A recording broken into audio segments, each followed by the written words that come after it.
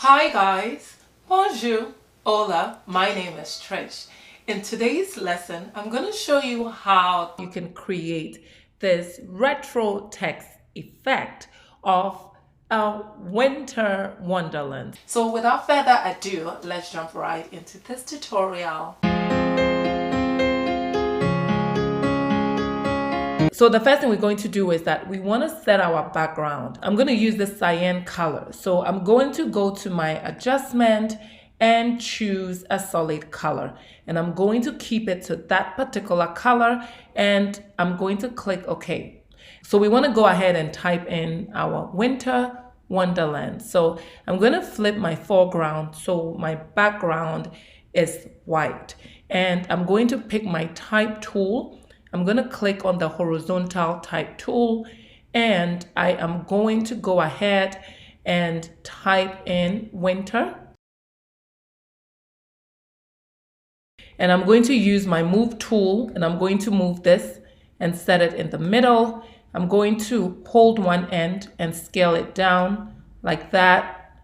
I'm going to double click to accept. I'm going to highlight the top and I'm going to increase the font to about this much, and then I'm going to go to my property and I'm going to increase the spacing from the top and the bottom so we have something like this, just touching so.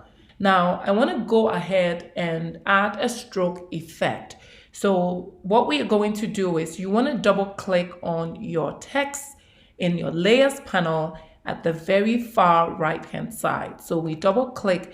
Now the layer style comes up. We want to add a stroke effect. So I'm going to click on my stroke effect and I'm going to double click. If I want to increase my stroke thickness, you double click, another window opens up with more options and you can increase it if you want more. So I'm going to keep it at 7 pixels and my position is outside. I want us to click OK and we want to go ahead and duplicate this layer. So Command J to make a duplicate. I'm going to click Command J again to make one more copy. So the layer on top we are going to leave and then we're going to click on the layer on the bottom, double click to open the layer style. We want to change the stroke effect. Now this time we want to make it like a blue, similar to the blue we have, but more of a deep blue, not a cyan. So I'm going to choose this color. I'm going to click OK. We can't see it because the stroke thickness is the same as the stroke thickness of the black. So I'm going to increase it like this so we can now see it.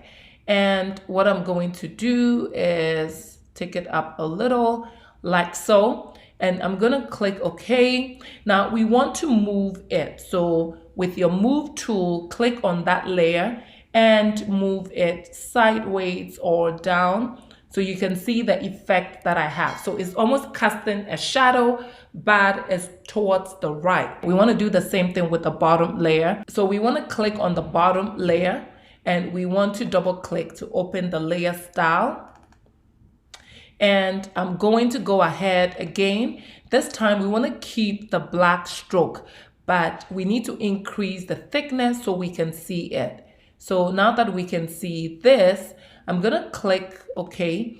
And the same thing with our move tool. With that text layer activated, we want to move it to the right and down so we get this effect that is going on. So the next thing we want to do is go back to the top text, double click on that text, a new window pops up. Now we want to add a gradient effect. So I'm going to click on the gradient and I'm going to go in that so you can see the option that I use. So if you want to know the exact gradient I use, double click on the gradient and you go under the precept, scroll down to the red precept and you will see that this is the one that I use. It's the red 07. It's the default that comes with Photoshop. And I'm going to click OK. Now, the next thing we want to do is we want to group all three. So I'm going to hold the top layer, hold down my shift, select the third text, and I'm going to click on my folder icon below, which will group everything. Now we want to add a final stroke effect to the entire text. So I'm going to double click on my layer. It pulls up the layer style. We want to go back to the stroke and we want to double click. And this time we want to change the color to white. And I'm going to click OK. So we have this effect and I'm going to increase my stroke so we have something like this. So you just have this effect, which I think is very cool. Now the next thing we want to do, since it's a winter wonderland, is to bring in some snowflakes. So I'm going to go to my folder and I'm going to drag this in and I'm going to scale it like so, and I'm going to set it right there.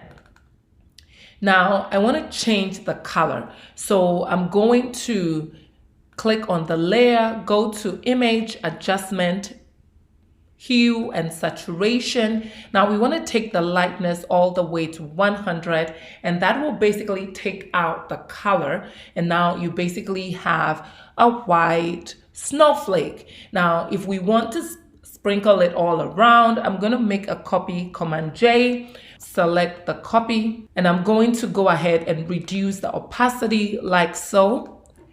And I'm going to scale it down. You want to click yes to accept, and you want to scale it down like so.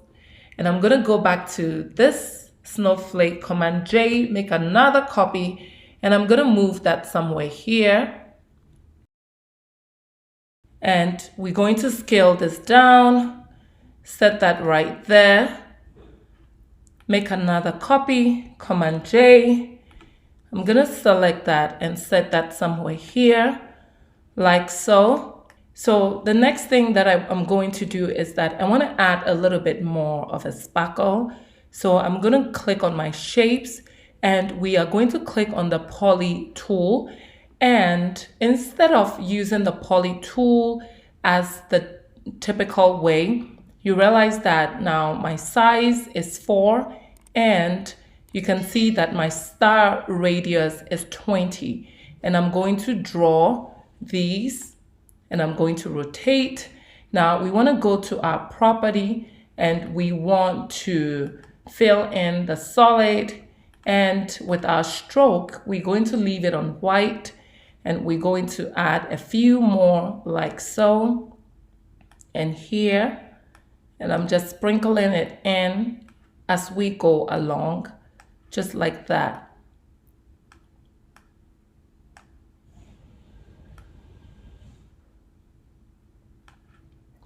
Now, if you want to add maybe a black, you can do the same. So I'm going to click on this. So I want to add a few more of the star, but this time I want to make it black. So I'm going to change my fill to black, and I'm going to make sure my stroke effect has nothing, and we are just going to add a little bit of the black here and there. And you really don't have to, but if you want to, you are welcome to do so.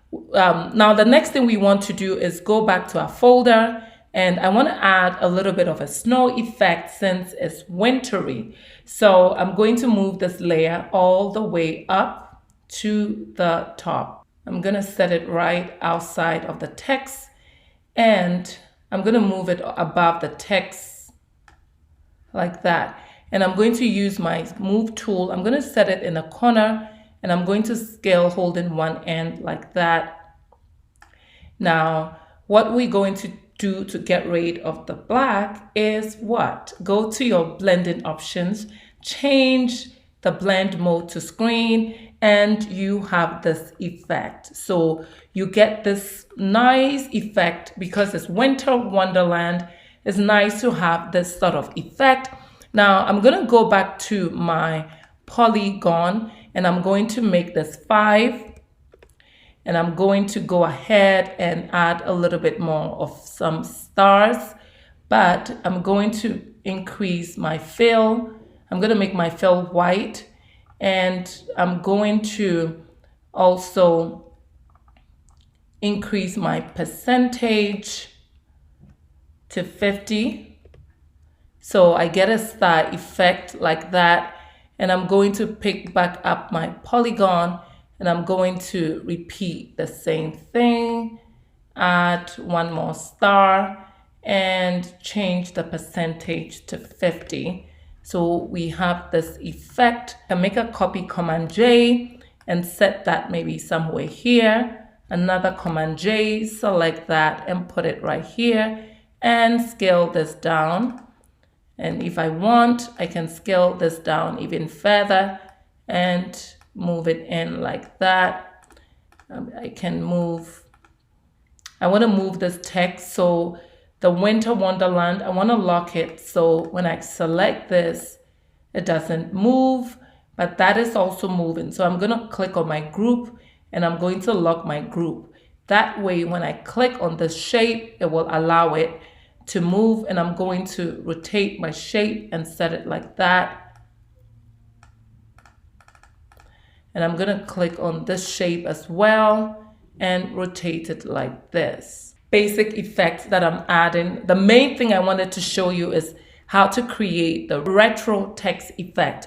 So once you're satisfied, you can either go with, so we want to go ahead and click on our property, and we just want to change this to the Kodak 5205, and it gives you this effect. Now, you really don't have to do this if you don't want to, but this is what I did to finish it off, and it will create a final image for you.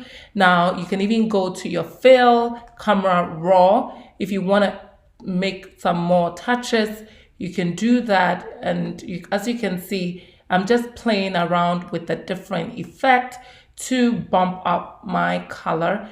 Fun and exciting. So guys, this brings us to the end of this lesson. I just wanted to show you how you can create this retro text effect. And it's also winter, so why not do a winter wonderland? So I hope that this was helpful. Please like, comment, subscribe. Don't forget to turn on the notification bell for all future uploads. And guys, I will see you on Friday with another flyer. So be on the lookout for it. Bye, y'all.